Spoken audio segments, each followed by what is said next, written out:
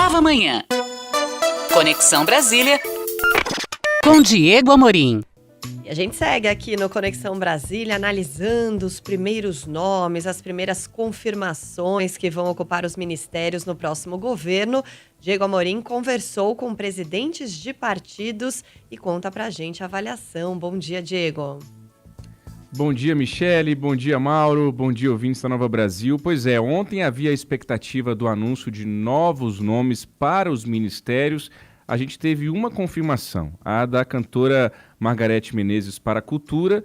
Além disso, tivemos alguns nomes confirmados ali no segundo escalão. Como esperado, Fernando Haddad, que vai assumir o Ministério da Fazenda, anunciou 2 de seus auxiliares. Um deles vai ser o Gabriel Galípolo, que ajudou a reduzir a tensão ali entre a equipe de Lula e a Faria Lima. Ele que já presidiu o Banco Fator, atuou no governo de José Serra, em São Paulo. É jovem, tem 39 anos, também é conselheiro da Fiesp. Em abril último, ele promoveu um jantar com empresários em São Paulo, apresentando ali, fazendo uma ponte com o Geraldo Alckmin, à época candidato à vice-presidência da República. E também foi confirmado o nome de Bernard Api, que vai cuidar da reforma tributária. O governo Lula aí, o governo de transição, continua dizendo que essa vai ser uma das prioridades a partir de janeiro.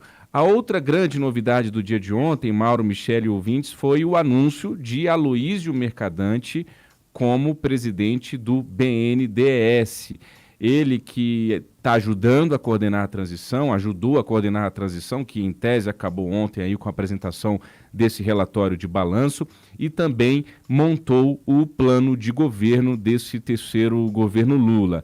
Durante o anúncio de que Mercadante vai ser o presidente do BNDES, o Lula chegou a dizer que vamos acabar com as privatizações. Mas, para que Mercadante possa assumir o comando do BNDES, houve um acordo a jato, uma coisa a toque de caixa, e ontem, às 11 horas da noite, a Câmara aprovou um projeto que muda a chamada Lei das Estatais, uma lei que foi criada em 2016, ainda no governo de Michel Temer, uma excelente lei que tenta minimizar os estragos de indicações políticas para estatais e agências reguladoras, o que era uma febre nesse país. O Temer fez isso para tentar moralizar um pouco essa situação. O Centrão olhava torto para essa lei já há muito tempo, e ontem à noite eles tiveram essa grande oportunidade e assim o fizeram, mudando o prazo de quarentena de indicados políticos para cargos em estatais e também em agências reguladoras. Com isso, abre-se caminho para que Aloísio Mercadante, que ajudou a fazer o plano de governo do Lula e que também preside atualmente a Fundação Perseu Abramo, que é do Partido dos Trabalhadores, possa assumir já em janeiro, já no início do governo, o comando do BNDES. Isso também abre espaço para que o senador do PT, Jean Paul Prats, assuma a Petrobras. Ou seja, tudo feito com muito carinho, com muito cuidado sobre o comando de Arthur Lira lá na Câmara. Eu costumo dizer, Mauro, Michele e ouvintes, que eles perderam a vergonha por completo. Assim, antigamente que eu digo coisa de 6 anos atrás, ali, sobretudo no auge da Lava Jato,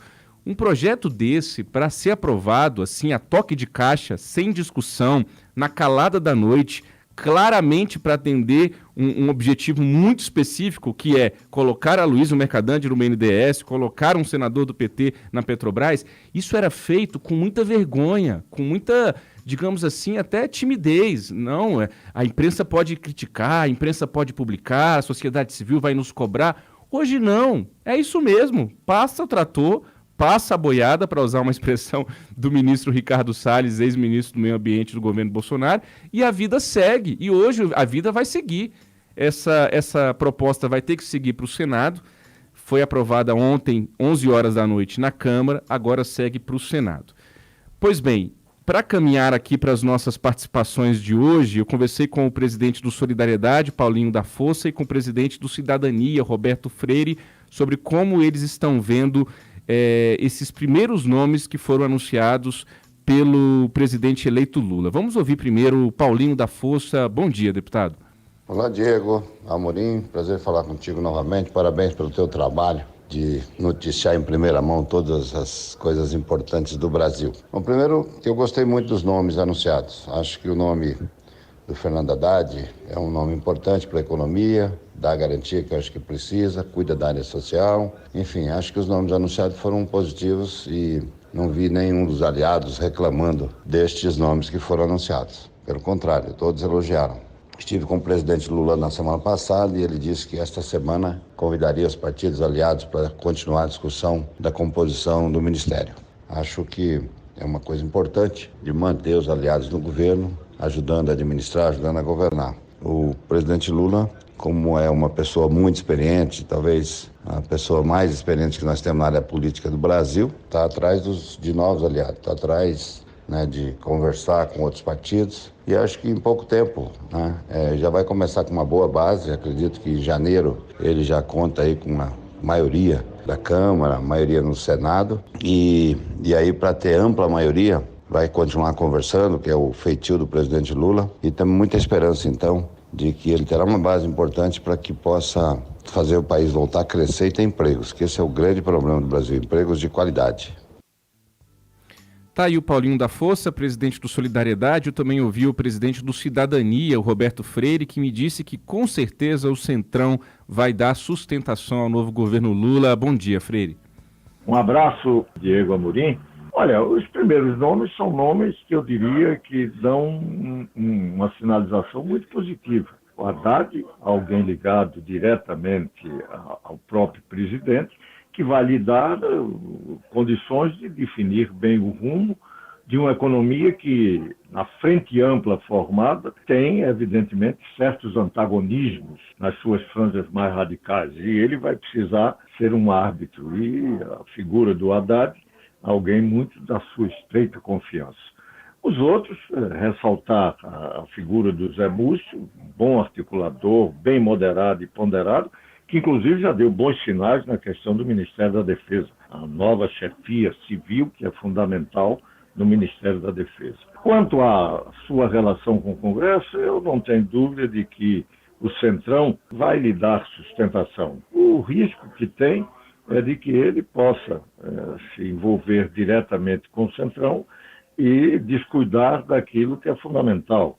Nós precisamos ter um orçamento mais sério, não pode ter esse orçamento absurdo que criou uma Câmara de Deputados que mais parecem vereadores distribuindo aí recursos sem nenhuma perspectiva do que é a economia federal, do que são as políticas públicas federais, e que é para isso que existe a Câmara Federal. Não é para estar distribuindo isso, fica a cargo dos municípios ou a cargo dos próprios governadores de estado. Mas, de qualquer maneira, eu não vejo nenhum grande problema. E espero, e o Cidadania espera isso, que nós tenhamos um governo que consiga não apenas governar bem, mas superar aquilo que é necessário. Todo um processo de radicalização que a sociedade brasileira precisa deixar no passado.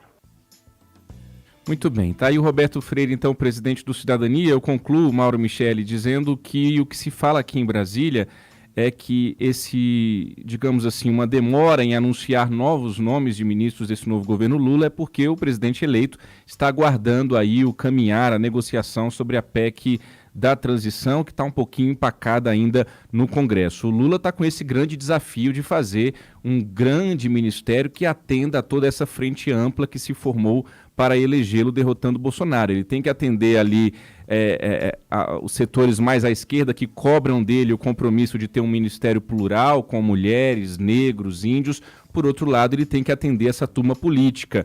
Tem o MDB de Simone Tebet, que quer pelo menos 2 ministérios, mas tem algumas pessoas do MDB querendo 3 ministérios.